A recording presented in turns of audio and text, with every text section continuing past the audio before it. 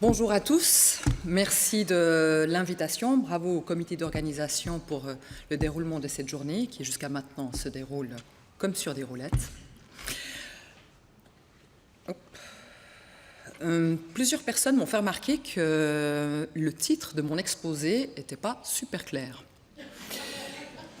Pourtant, l'amélioration de la valeur avec des breakthrough collaboratives, peut-être cela suscite des questions et mon objectif pour les 9 minutes restantes est bien de vous expliquer et de démystifier un tout petit peu ce titre. Amélioration de la valeur, je crois que c'est assez clair. C'est le thème de la journée, c'est comment améliorer la qualité pour réduire les coûts. Une autre définition vous est proposée ici.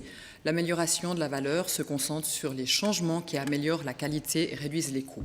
Il y a beaucoup de littérature à ce propos. J'en profite pour vous présenter un ouvrage coécrit par Anthony Staines, qui est notre chargé de programme sécurité des patients à la Fédération des hôpitaux vaudois, et je le remercie. L'autre co-auteur, c'est un Suédois, donc comme je ne sais déjà pas prononcer l'anglais, je ne vais pas me lancer dans le suédois. Les breakthrough collaboratives. Alors, en français, nous l'avons traduit par collectif de travail. Beaucoup plus simple. Qu'est-ce que c'est que cette méthode? C'est une méthode de travail qui permet de fédérer des participants à un projet autour d'un objectif commun par un processus défini. Cette méthode provient d'Amérique du Nord, de la côte est des États-Unis, méthode proposée par l'IHI, Institute for Healthcare Improvement. Et nous l'avons appliquée à la FHV, tant il est vrai qu'elle nous permettra encore de mener à bien plusieurs projets importants sur la sécurité des patients. À gauche, vous voyez qu'il y a tout un travail préparatoire avant de lancer le projet, constituer des équipes volontaires, identifier des experts qui viendront tout au long des sessions de projet qui se déroule sur environ 18 mois. Lors de chacune de ces sessions de projet où l'on invite les participants à discuter et à échanger leurs expériences, nous invitons des experts qui diffusent de l'information, de la formation.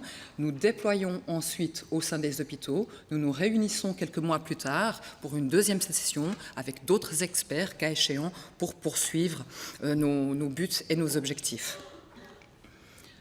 Toujours, vous reconnaissez la roue de Deming, tant il est vrai que cette roue de l'amélioration continue est quelque chose qui est extrêmement important et que l'on arrive à mesurer d'une étape à l'autre de la méthode. Plusieurs étapes, je l'ai dit.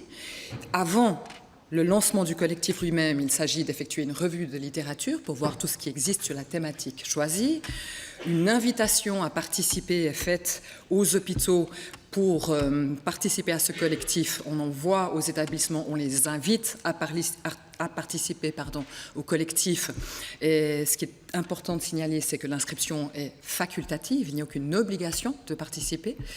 L'élaboration des interventions d'amélioration est faite en amont. Et nous organisons la première session de projet qui lance véritablement le projet. Cette session est prévue sur 3 jours et là, tous les participants sont invités, ainsi que tous les experts, pour expliquer les buts attendus et la thématique. Un engagement est demandé aux établissements. S'inscrire à un collectif n'est pas anodin en termes d'engagement, tant moral que de ressources à mettre à disposition.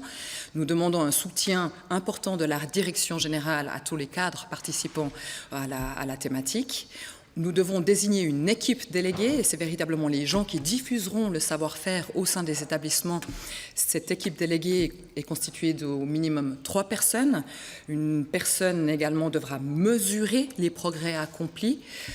Un accord est également demandé à toutes les directions générales pour pouvoir collecter et partager les données pour que le collectif soit renseigné sur l'évolution et les améliorations constatées.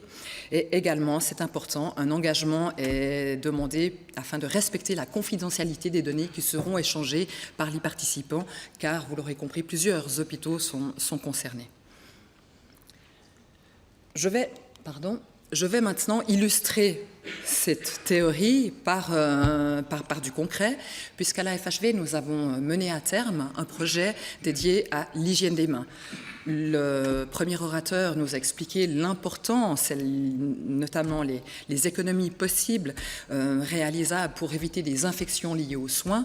Nous savons depuis Semmelweis, milieu du 19e siècle déjà, que l'hygiène des mains, le fait d'avoir des mains désinfectées avant le contact avec le patient, permet de réduire de manière significative les infections. Nous nous sommes fixés des objectifs ambitieux, puisque nous souhaitions atteindre 85% d'observance à l'hygiène des mains, et ce taux devait être atteint en 18 mois. Le collectif s'est déroulé donc sur 18 mois, et surtout aussi, si nous atteignions cet objectif, nous souhaitions pouvoir le pérenniser sur la durée et pas seulement sur la durée du collectif. Nous avons donc, avant de débuter les travaux, fait une mesure chez tous les hôpitaux participants de l'observance qui s'établissait avant le démarrage des travaux à 62%. Un calendrier, 18 mois d'intervention. Le véritable début du projet est ici, avec la mesure du baseline dont je vous parlais tout à l'heure. La fin du projet, fin octobre 2015, nous avons pu recueillir la totalité des résultats. L'hygiène des mains, il ne s'agissait pas de réinventer quelque chose qui existait déjà. Nous nous sommes basés sur la stratégie multimodale proposée par l'Organisation mondiale de la santé. L'hygiène des mains, il y a 5 interventions, 5 indications à l'hygiène des mains au cours des soins. Je ne vais pas les énumérer ici, c'est dans cet ordre-là. Et surtout, nous nous sommes concentrés sur les 5 éléments de la stratégie, à savoir des éléments liés à l'ergonomie, la mise à disposition des solutions hydroalcooliques auprès des soignants. Un deuxième axe, la formation et l'éducation du personnel. Troisième point extrêmement important, c'est les mesures, les évaluations et la restitution des résultats observés, des rappels incitatifs et enfin le développement de la culture institutionnelle, et nous avons fait cela sur la base du leadership. Concrètement, qu'est-ce que cela donne? L'ergonomie, nous avons travaillé avec les établissements hospitaliers sur la visite des chambres et, si possible, la mise à disposition de solutions hydroalcooliques auprès des lits de malades. Les acronymes ici, on a l'exemple de l'hôpital de Sainte-Croix, ici l'hôpital de Nyon. La formation, gros concept de formation développé ensemble et distribué au personnel des soins, pour expliquer réellement les moments où il était important de se désinfecter les mains. Nous avons constaté que certaines personnes se désinfectaient les mains à des moments qui n'étaient peut-être pas les meilleurs moments pour le faire, donc il s'est agi d'informer sur les meilleurs instants. Nous avons développé également une solution e-learning mise à disposition de tous les hôpitaux participants. L'évaluation, la restitution, ça, c'est la phase peut-être la plus importante. Chaque observateur avait une grille comme ça manuelle, il n'avait pas d'outils informatiques pour le faire, et ils observaient véritablement la pratique de chaque soignant, vérifier si les soignants en contact avec les patients se désinfectaient les moments et respectaient bien les mesures préconisées par l'OMS. Sur cette partie droite du tableau, on a un exemple d'audit dans un établissement par catégorie professionnelle et le nombre de personnes concernées, avec des pourcentages qui varient évidemment en fonction du temps, mais ça c'est pour une date donnée. Il y a des catégories et des unités qui étaient 100% à l'objectif et d'autres par contre qui étaient susceptibles encore d'améliorer le résultat. Des rappels et incitatifs. Nos hôpitaux participants étaient extrêmement créatifs. Il y a eu des campagnes d'affichage un tout petit peu partout dans les établissements de manière à rappeler sans arrêt et le plus souvent possible l'importance de de la désinfection des mains.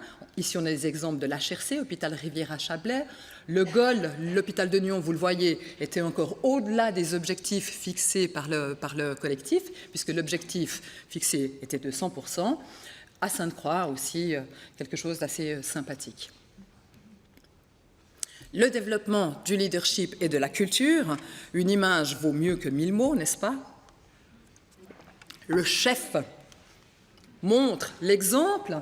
Il était important, en effet, on a fait tout un atelier thématique là-dessus, l'importance pour les cadres intermédiaires de montrer l'exemple, ce qui permet en effet au terrain de s'approprier les meilleures pratiques possibles. J'en viens aux résultats. Au terme de ces 18 mois d'observation de collectif, avec un audit d'observation effectué tous les 2 mois. Vous voyez que pour tous les établissements, nous partions donc de 62%. Nous avons observé une progression régulière pour atteindre notre objectif de 85% avant la fin du programme. Et nous sommes aujourd'hui à 88,3%. Enfin, aujourd'hui, c'était en novembre 2015. Maintenant, il s'agit de pérenniser ces résultats. Et nous venons de faire un audit pour la pérennisation. Nous constatons que, même si le projet est terminé, les bonnes habitudes restent ancrées. Merci de votre écoute.